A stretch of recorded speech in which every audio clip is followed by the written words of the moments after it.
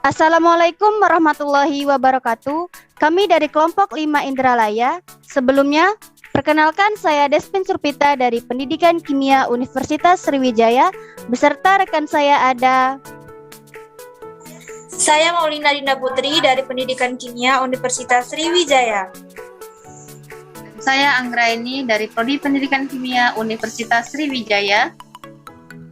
Dan saya Meika Lestari dari Prodi Pendidikan Kimia Universitas Sriwijaya.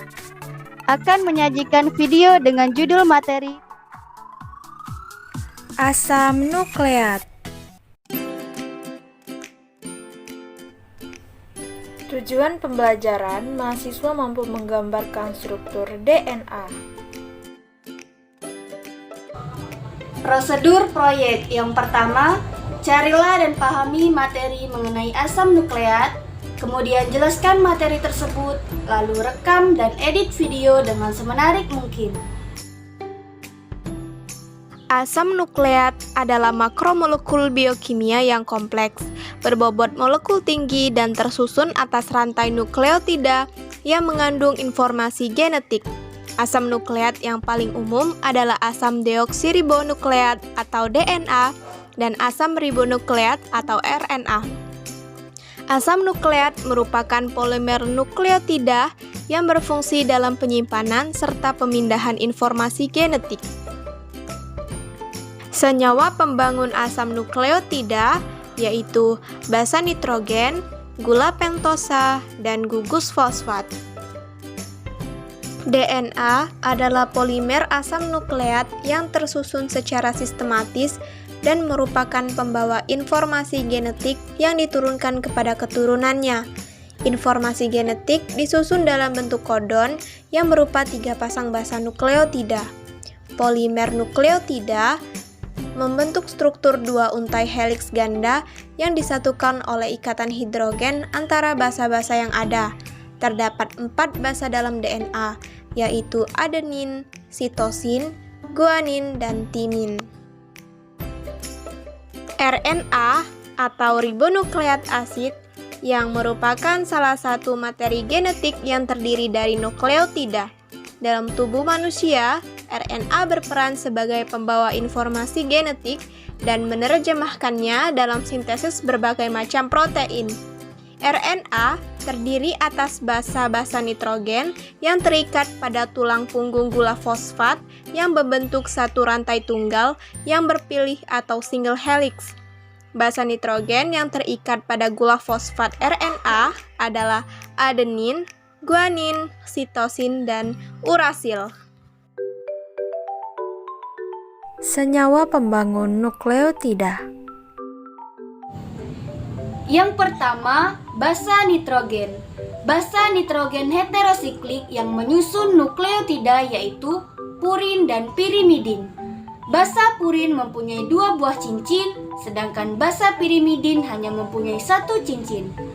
Basa nitrogen berikatan dengan ikatan B pada atom karbon nomor 1 dari gula ribosa atau deoksiribosa. Pirimidin berikatan ke gula ribosa pada atom N1 dari struktur cincinnya, sedangkan purin berikatan ke gula ribosa pada atom N9 dari struktur cincinnya. Ada 4 basa nitrogen yang merupakan unit pembentuk DNA yaitu adenin, guanin, sitosin, dan timin. Sedangkan pembentuk RNA yaitu adenin, guanin, sitosin, dan urasil. Adenin dan guanin merupakan basa nitrogen jenis purin, sedangkan sitosin, timin, dan urasil adalah derivat pirimidin. Yang kedua, gula pentosa. Gula pentosa penyusun nukleotida memiliki bentuk furanosa. Dalam nukleotida, penomoran atom karbon pada gula pentosa menggunakan tanda prime. Gula pentosa penyusun asam nukleat yaitu 2-deoksyderibosa dan deribosa.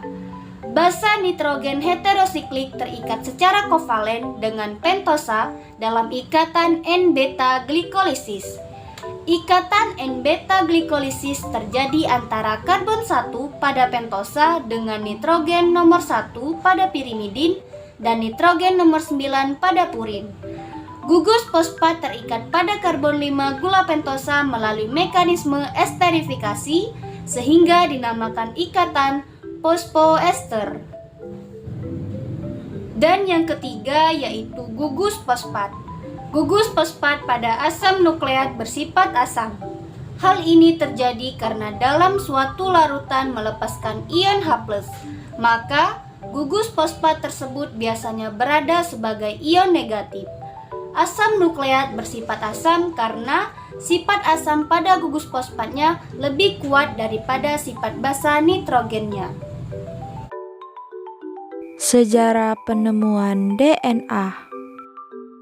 DNA pertama ditemukan oleh seorang ahli ilmu kimia berkebangsaan Jerman bernama Friedrich Miescher pada tahun 1869. Miescher menyelidiki susunan kimia dari nukleus sel. Ia mengetahui bahwa nukleus sel tidak terdiri dari karbohidrat, protein maupun lemak, melainkan terdiri dari zat yang mempunyai pengandungan fosfor sangat tinggi. Oleh karena itu, zat itu terdapat di dalam nukleus sel, maka zat itu disebut nuklein. Nama ini kemudian diubah menjadi asam nukleat karena asam ikut menyusunnya. Penelitian berikutnya dilakukan oleh Fischer pada tahun 1880. Dari hasil risetnya, ditemukan adanya zat-zat pirimidin dan purin di dalam asam nukleat.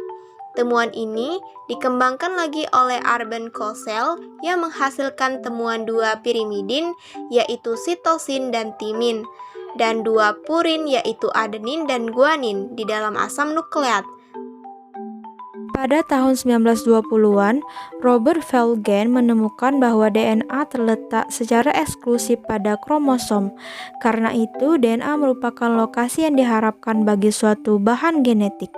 Pada tahun yang sama, Phoebus Lepin mengungkapkan bahwa gula DNA adalah deoksiribosa. A. Perry MacLeod dan McCarthy pada tahun 1944 memberi penegasan terhadap penemuan terdahulu bahwa DNA mempunyai hubungan langsung dengan keturunan. Selanjutnya, penelitian Chargaff di tahun 1955 melalui hidrolisis DNA membuktikan bahwa pada berbagai macam makhluk, ternyata banyaknya adenin selalu kira-kira sama dengan banyaknya timin. Demikian pula dengan sitosin dan guanin. Dengan perkataan lain, aturan Chargaff menyatakan bahwa perbandingan adenin dan timin serta sitosin dan guanin selalu mendekati 1. Penelitian selanjutnya dilakukan James D. Watson dan Francis Crick pada tahun 1953. Hasil penelitian tersebut memperlihatkan bahwa DNA tidak berdiri sendiri sebagai suatu rantai tunggal, melainkan sebagai 2 rantai yang saling berpilin, dengan basa pada rantai yang satu melekat pada basa rantai yang lain. Dengan perkataan lain, DNA adalah suatu heliks ganda. Teori model ini dikukuhkan dan disempurnakan oleh Wilkins pada tahun 1961. Letak DNA pada organisme eukariot dan prokariotik. Pada sel eukariot, DNA kebanyakan ditemukan dalam inti sel, tetapi beberapa pada mitokondria dan kloroplas, sedangkan pada sel prokariot ditemukan dalam sitoplasma. DNA biasanya terjadi dalam kromosom yang melingkar pada sel prokariot, sedangkan kromosom linear pada sel eukariot. DNA sangat penting bagi makhluk hidup. Alasannya, yang pertama, DNA membawa materi hereditas, yaitu materi yang akan diwariskan pada generasi berikutnya. Yang kedua, DNA mengatur metabolisme melalui proses sintesis protein. Yang ketiga, DNA merupakan pembawa informasi genetik. Yang keempat, DNA berfungsi dalam mengatur produksi berbagai asam amino yang dibutuhkan oleh tubuh. Yang kelima, DNA dapat membantu para profesional medis menemukan donor organ yang cocok untuk orang-orang yang membutuhkan transplantasi organ untuk bertahan hidup. Berikut ini adalah struktur dari DNA dan RNA beserta komponennya.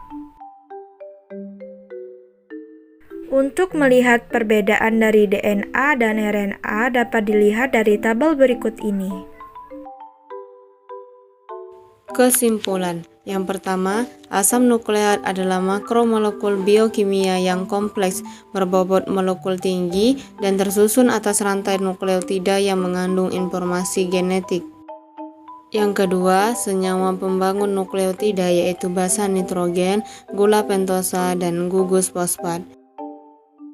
Yang ketiga, bentuk rantai DNA yaitu rantai panjang, ganda, dan berpilin double helix. Sedangkan bentuk rantai RNA yaitu rantai pendek dan tunggal.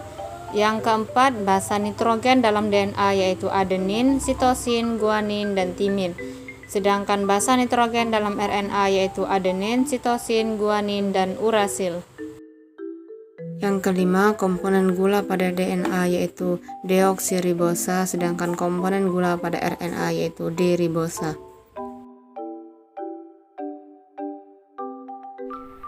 Sekian dari kelompok kami akhiri. Wassalamualaikum warahmatullahi wabarakatuh.